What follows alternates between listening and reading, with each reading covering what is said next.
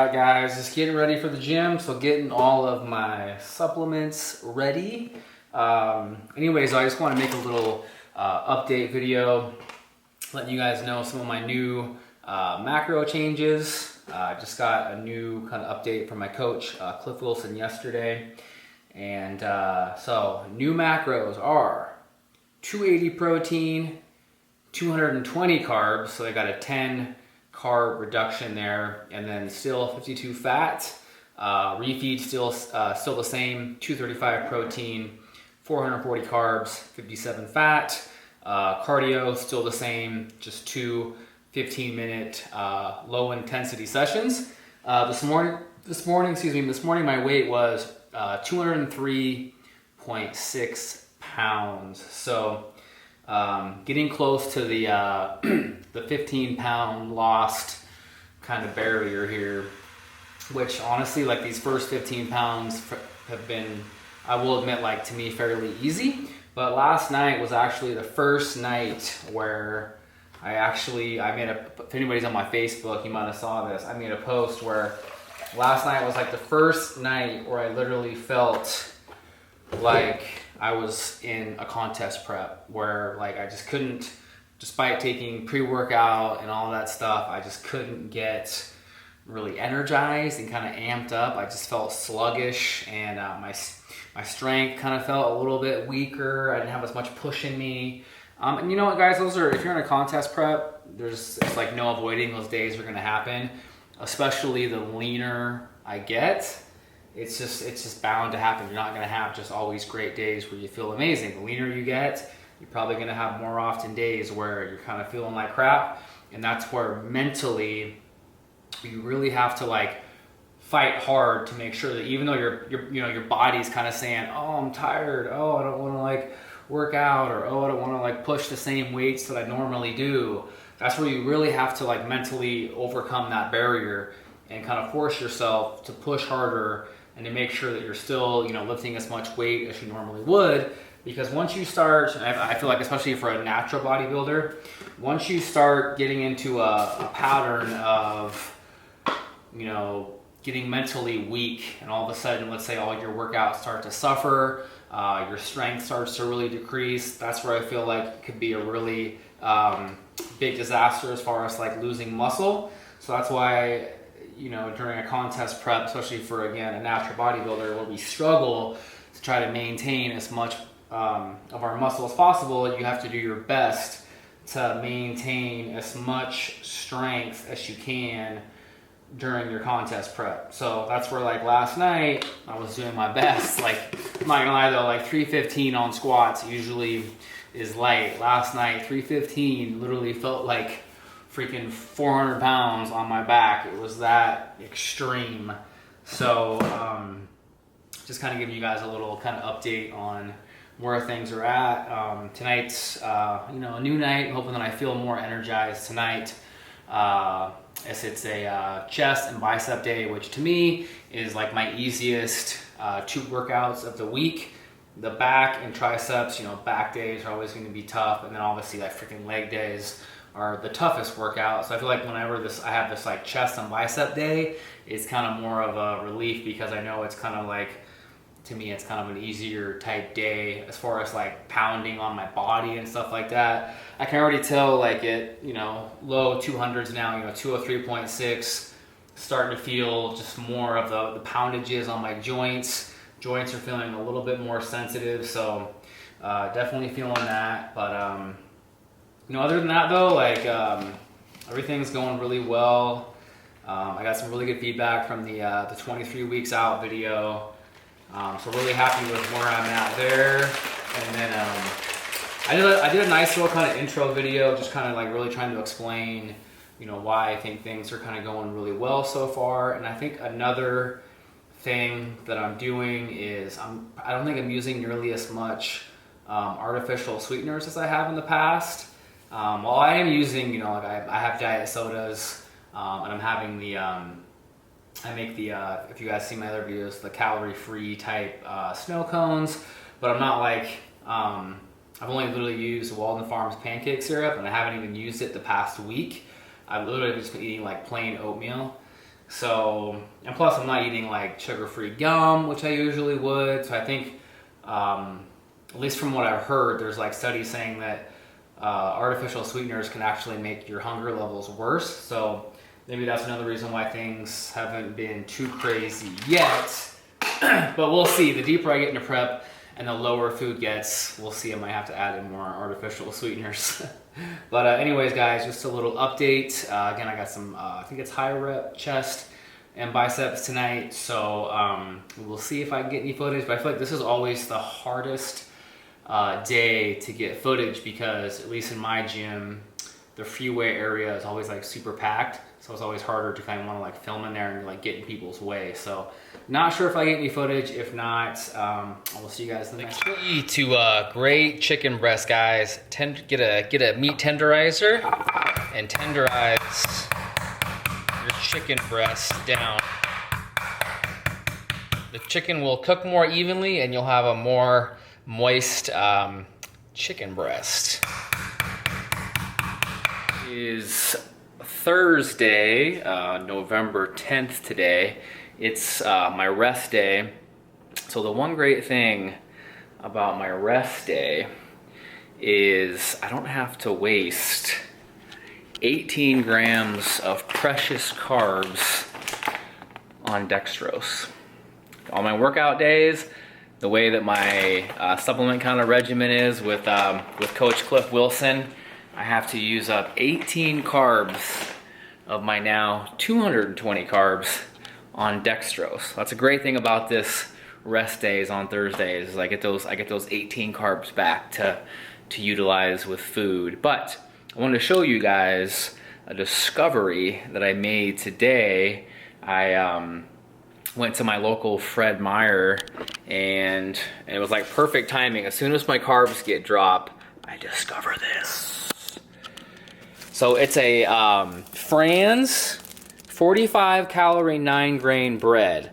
Now here's the thing, the other bread that I was using by Sara Lee was 45 calories as well, but this one you actually will save 1 carb. So the other one, the Sara Lee bread, was 9 carbs per slice. This one is 8 carbs per slice.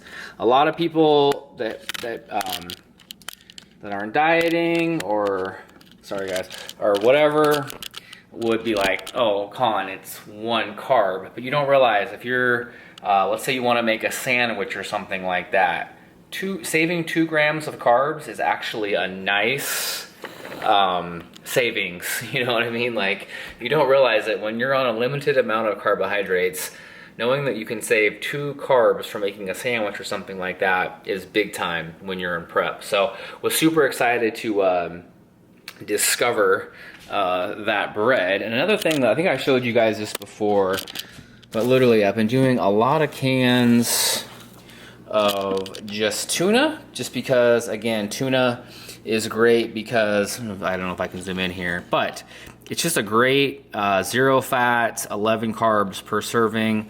Make sure you weigh these because they'll say 2 servings per can, but usually it's never 2 servings per can. But the great thing is like late at night, when I kind of get through my macros, I notice I'm usually, with my protein being at 280, which is fairly high. My last contest prep was 250, so it's an extra 30 grams of protein. I kind of notice I'll get to the end of the night, have my last meal, and I still have to reach like a good, 20 to 30 grams of protein. And so yeah, usually I could do like a whey isolate, but I'd rather eat my food and actually kind of get the benefit of eating the food rather than drinking it. That's gonna be a lot better for satiety and things like that. So what I've been doing with those cans of tuna is just in a bowl, mixing in some mustard, which is calorie free. And then I've been doing, I've been slicing up pickles, which are basically calorie free. They say 0, less than 1 carb. I don't count the macros in pickles.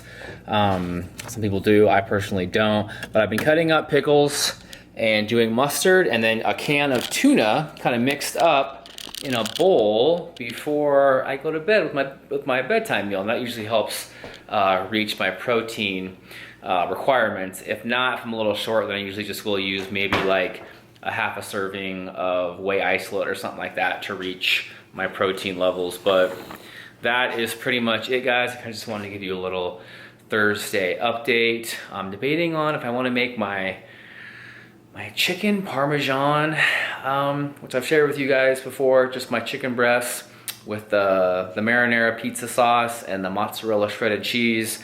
That's been a huge staple that I have like multiple times per week. The other thing that I'm kind of debating right now is, since I have a little bit of extra carbs, and I have my awesome 18 carb burger buns here that I got at Safeway, kind of debating on making a grilled chicken sandwich. I haven't made a grilled chicken sandwich during this prep. I just realized that I'm out of tomatoes, so I'd have to do chicken breast with some mozzarella cheese, lettuce, pickles, mustard, mayonnaise. Get creative here. I'll show you guys what I end up making. Guys, so here's what I ended up making. 2 grilled chicken burgers. So I got some of the chicken breasts here, but I got a total of like 8 ounces of chicken breast that I tenderized down, so you can see it makes the chicken breast nice and thin. 2, I'm using the hamburger buns. Those are 18 carbs as well. I did do just a half serving of mayonnaise, mustard, cut up some pickles. I'm gonna do a little bit of iceberg lettuce on here, and I'm gonna have 2 grilled chicken burgers. I cannot believe this far out I'm already starting cauliflower type recipes. I'm literally making some, this is some riced cauliflower. This is another great thing about a food processor, is you kind of get that nice rice texture here. So this is 200 grams of cauliflower that I just mixed up in my food processor. So I'm going to empty it into this bowl and microwave it for 5 minutes. Hey guys, I'm already halfway through devouring this, but I did my chicken parmesan recipe.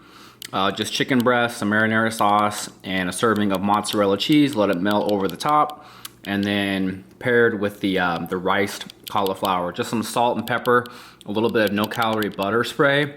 Really, really, really good, especially with this chicken parmesan. All right, guys, trying a new recipe. This is kind of something similar to that I did in 2013, kind of like a whey protein cake. So what I'm doing is, with my birthday cake protein, I did a serving and a half, so a scoop and a half of the birthday cake ISO 100. Now this is optional, you don't need this. I only added in literally a quarter serving, like 30 grams, just to see if it helps kind of moisten up the cake. And then you can use any type of pancake mix that says, just make sure it says add water only, and that should be good. So I'm using this Kodiak cake mix. I did 53 grams, and I mixed all of those ingredients in a bowl together, slowly added water to kind of get, this type consistency. And I'm going to use this bowl. I'm going to microwave this. Your microwave is probably going to vary from anywhere from like maybe 1.5 minutes to 2 minutes, maybe longer. You're gonna wanna wait until it rises up. And then for a frosting, I did this last prep too, and I've been doing this lately. I'm gonna do cinnamon roll and maybe just like half of this container of yogurt, and then maybe like a quarter to a half serving of almond butter, and I'm gonna mix these together in a bowl and make a kind of a cinnamon yogurt type almond butter frosting to put on top of the cake. So I will show you this when it's all done. So the cake just came out of the microwave. We will see. The one thing you want to be careful is you don't want to over microwave it. I might have done that. Usually it's better if there's a little bit of softness in the middle. It'll be a little bit more moist. And then here is going to be the frosting. I just did 2 ounces of the yogurt, and then I did 12 grams of almond butter. So I'm going to stir this up and layer it on top of. All right, guys, I took a few bites of the whey cake. Oh, it is freaking bomb. Has a nice cake texture. Obviously, if you have chocolate protein, it's kind of more of a chocolate cake, but I just have my birthday cake protein right now. But it actually turned out really, really well with the cinnamon frosting, with the almond butter mixed in. Highly, highly recommend making a whey cake I said super easy to make, super quick, and just throw it in the microwave for, I did 2 minutes, but I think I actually would have been better off if I would have left it at 1:30. I think the cake would have been a little bit more moist. I think I kind of overcooked it just a tad. So, lesson learned. So I wanted to give you another little food tip here regarding food volume and why dieting is so much strategy. I literally just picked up this puffed corn cereal last night. Again, now that my carbs are a little bit lower, I just want to do a little comparison to and this is actually a pretty good macro cereal in Honey Bunches of Oats. But what you're gonna see here is this is 4 servings of puffed cereal, which is 48 grams of carbohydrates. Literally almost fills up the entire bowl. This is 2 servings of Honey Bunches of Oats, which is 50 carbs, and maybe fills up half of the bowl. So this is a great example of if you're going to utilize, let's say, 48 to 50 carbs, you're going to get a lot more food volume by utilizing the puffed corn cereal compared to the Honey Bunches of Oats. I know these are kind of bland, plain, but all you can do is just, add some cinnamon and maybe a little bit of a artificial packet of Splenda, stevia, whatever, and it flavors it up actually really well. But just a great example of when dieting to be able to get some more volume out of your cereal.